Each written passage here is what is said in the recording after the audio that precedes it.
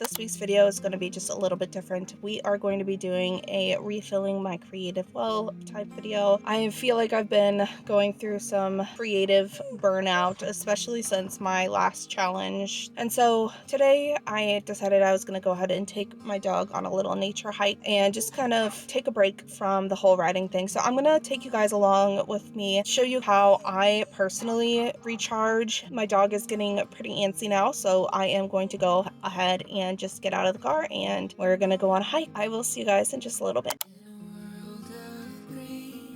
Just like a dream, you and I standing wild and free, with petals so golden, the sun's warm kiss. Okay guys, we are back from the hike. That was super refreshing and rejuvenating for me. We walked about 8 miles. It was very nice, beautiful day out today, but it's starting to get a little cloudy. So I'm gonna open up the blinds, kind of let a little bit of light in here and start cleaning in just a moment. But before I do that, I just wanted to say really quickly that it is so important to be taking regular breaks from anything, even if it's something that you're passionate about. Taking regular breaks can be really helpful to keep yourself motivated, but also it's just really good for your mental health. I do struggle a little bit with some anxiety and depression, and most recently was diagnosed with ADHD. It's been a really difficult time staying consistent in pretty much every aspect of my life, but I always find that when I take regular breaks, when I spend time outside, when I absorb some sunlight, when I keep my space tidy and break away from the screens as much as possible, it is really, really helpful. And I always come back feeling really refreshed and rejuvenated. That being said, after I am finished cleaning, I'm gonna go ahead and jump in the shower. I'm gonna do some self-care, some like skincare and some pampering. I'm gonna repaint my nails. I might do some coloring and watch a movie.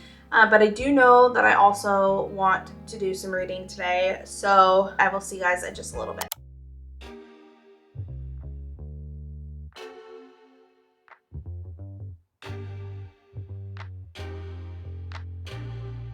너의 중요하다는 words, it's for you, it's all for you. 가만히 있으면 안 되는 걸까? 왜 그런 거야? I'm okay just the way I am. I'm okay with what I do. 지금이 들어도 상관. I mean, do I feel safer in the city? But yeah, it's a very common thing to complain. But what I'm getting at too is the crowd has been a lot younger. And so I don't really like to go out and go dancing in Manhattan anymore. Okay, so my room is clean and I am freshly showered and I just put on a little bit of makeup to kind of refresh myself. I have finished painting my nails as well. And so now I think it's the perfect time to watch some movies based off of books. This is one of my favorite things to do when I'm feeling like I'm in a creative slump. Anything around books that doesn't have to do with actually writing them is super helpful for me, mainly because I get to watch the books that I love just to get inspiration for my story. I like to watch things that are similar to what I have in mind for my story. So I think I want to start with watching Harry Potter, and while I'm watching Harry Potter, I'm gonna color. I have this really cool adult coloring book. It's called World Within Worlds. There's this one page that I really, really want to color. After that, I think I'm just going to read a little bit and take it from there, see how I feel. I am currently reading A Court of Thorns and Roses, and as any author knows, reading is super, super important when you're trying to write a book, not only for inspiration, but it kind of teaches you what you like, what you don't like, and it gets you in the mood and in that mindset again. I'm gonna go ahead and just put on my movie, do some coloring, and I will see you guys in just a little bit.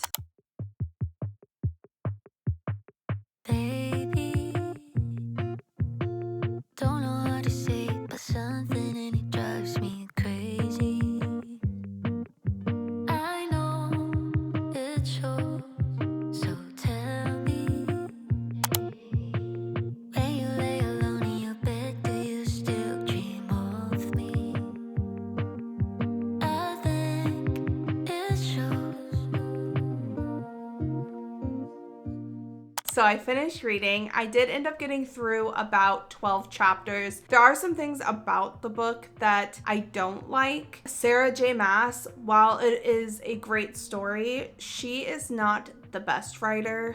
I am noticing a lot of showing and not telling. Plus, there are just some stylistic choices that I personally wouldn't make. So this would be more along the lines of what I wouldn't do. So I'm kind of learning as I'm reading. I'm reading it like a writer, where I am reading each line. I'm just kind of dissecting it and rewriting it in my mind as I go. Who else does that when they're reading? Let me know in the comments. It's a pretty decent book for what it is. I find it really easy to read. It is enjoyable. It's easy to kind of put myself in the main character's shoes, and I do enjoy that. So I just kind of wanted to pause and let you guys know a couple of other things that I like to do when I'm feeling a little bit of creative burnout. So the first thing that I really like to do is I like to go for a long drive. If I had the time to, I would also like to do things like going and exploring new libraries, even going to art museums or history museums. But